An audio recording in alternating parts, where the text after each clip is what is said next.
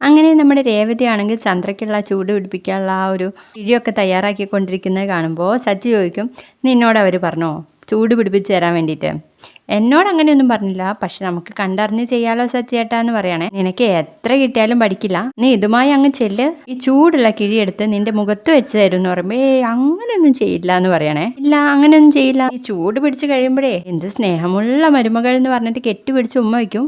ഒന്ന് ഓടി വേണ അവിടുന്ന്. നീ അവിടെ ചെല്ലുമ്പോഴ അമ്മയുടെ പ്രകടനം ഞാൻ ഇവിടെ നിന്ന് നിനക്ക് കാണിച്ചു തരാം. ഞാൻ അമ്മ, നീ രേവതി, നീ എൻ്റെ കൂടെ വാ എന്ന് പറഞ്ഞിട്ട് നമ്മുടെ സച്ചി അങ്ങ് ഹാളിൽ പോയിരിക്കുകയാണേ. അവിടെ പോയിരുന്നിട്ട് അയ്യോ അമ്മേ എൻ്റെ കാല് വേദനിക്കുന്നേന്നിങ്ങനെ പറയുമ്പോൾ ഇത് കേൾക്കുന്ന രേവതി ആണെങ്കിൽ ഓടി വന്നിട്ട് അയ്യോ സച്ചേട്ടാ എന്തു പറ്റിയെന്ന് ചോദിക്കുകയാണ്. എടി ഞാൻ അമ്മയാ, സച്ചേട്ടനല്ല, നീ ഒന്നുകൂടെ പോയി വാ എന്ന് പറയണേ. ആ എന്ന് പറഞ്ഞിട്ട് രേവതി ഒന്നുകൂടെ വരും കേട്ടോ. അമ്മേ എന്ന് വിളിക്കലും നമ്മുടെ സച്ചി ചോദിക്കും, എന്താടി എന്നെ എന്താടിയെന്നോ എന്നും ചോദിച്ചാൽ കിഴിയെടുത്ത് തല്ലാൻ ഉങ്ങാണ് കേട്ടോ നമ്മുടെ സച്ചിയെ. എടി രേവതി ഞാൻ സച്ചിയല്ല അമ്മയാണ്, അമ്മ നിന്നെ അങ്ങനെയല്ലേ വിളിക്കാറുള്ളത്.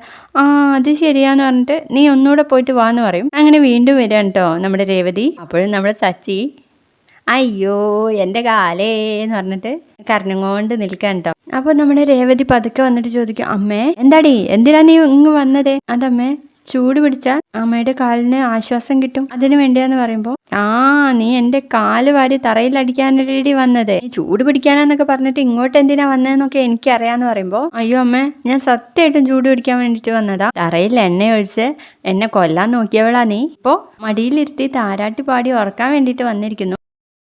എടി നിന്റെ നീളമുള്ള നാക്ക് ഇങ്ങനെ നീട്ടാതെ ഒറ്റ ചവിട്ട് വെച്ച് വരും, അയ്യോ എൻ്റെ കാലേ എന്നിങ്ങനെ പറയുന്നിട്ടോ. അതൊക്കെ കാണാൻ വേണ്ടിയിട്ട് നല്ല രസമുണ്ട്. നന്നായിട്ട് വേദനിക്കുന്നുണ്ടല്ലോ അമ്മ, ചൂട് പിടിച്ച ആശ്വാസം കിട്ടിക്കോളും. എടി നിന്നെയൊക്കെ എനിക്ക് ശരിക്കും അറിയാടി, നന്നായിട്ട് നീ അഭിനയിക്കണ്ട, എന്നെ കരുതിക്കൂട്ടിയാ വീഴ്ത്തിയത്, നിന്നെ ഞാൻ വെറുതെ വിടില്ലടി, നല്ല പിള്ള ചമഞ്ഞ് നീ ഈ വീട്ടിൽ എന്തൊക്കെയാടി കാട്ടിക്കൂട്ടുന്നേ കുട്ടി പിശാചേ എന്ന് ചോദിക്കുമ്പോൾ നമ്മുടെ രേവതി ആഹാ ഇത് അമ്മ പറയുന്ന അല്ലല്ലോ എന്ന് പറയാണ്. ഇത് നിങ്ങളുടെ മനസ്സ് തോന്നി പറയുന്ന കാര്യമല്ലേ എന്ന് രേവതി ചോദിക്കുമ്പോൾ അയ്യോ അല്ലല്ല, ഇതൊക്കെ അമ്മ പറയാൻ പോകുന്ന കാര്യങ്ങളാ, നീ കിഴിയായിട്ട് ചെന്നാലേ ഇതിനപ്പുറം നിനക്ക് കിട്ടും എന്ന് പറയുമ്പോൾ രേവതി ഇങ്ങനെ സ്തംഭിച്ച് നിൽക്കുന്ന ഒരു ഭാഗത്തോടെ ഇന്നത്തെ എപ്പിസോഡ് കഴിയാണ് കേട്ടോ.